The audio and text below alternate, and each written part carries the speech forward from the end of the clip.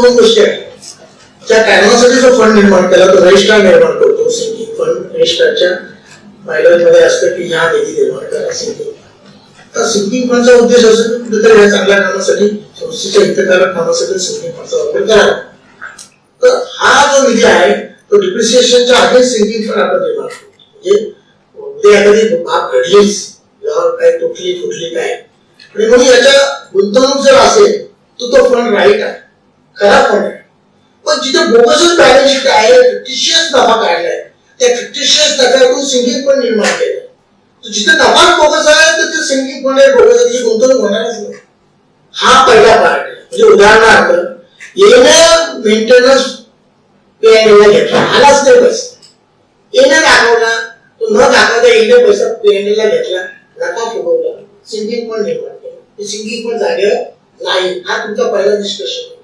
दुसरा निष्कर्ष काय आहे की हे पैसे व्यवहारात वापरले. मग कुठे वापरले?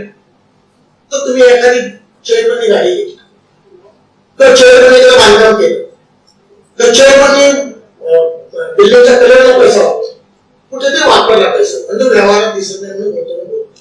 तर ह्या पैसा जो आहे सिंगिंग फंडात बरोबर निर्माण केलेला बरोबर आहे. हा पहिला प्रश्न. दुसरा प्रश्न, याची गुंतवणूक काय केलेली आहे तर व्यवहारात वापरला का, हा दुसरा प्रश्न. आता व्यवहारात वापरला तो बॅलन्स शीट असं सांगतो आपला.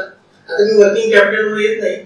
समजा एखाद्या बॅलन्स शीट 100 रुपये आहे, हाऊसिंग असेल कोणते असेल, ते 100 रुपये म्हणजे काय आहे वर्किंग कॅपिटल.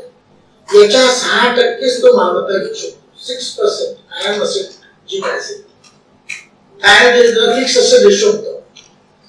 तो 6 रुपये घेतली पाहिजे, पण तिथे तर 20 रुपये दिसते. हे मोटरसायकल, हे 4 व्हीलर, हे आमचं, हे टेम्पो, ऑफिस मध्ये एसी बसवले 4. मग या सिंगिंग फंडचा मिसयूज केला पाहिजे. पैसा आला होता त्याने मिसयूज केला, इतर आवाज खर्च केला. हा मनमानी कारभार आहे. तर मनमानी कारभार करता येणार नाही. सभासदांनी 10 विचारते, निबंधकांनी संघटनांचे निर्देश द्यावे.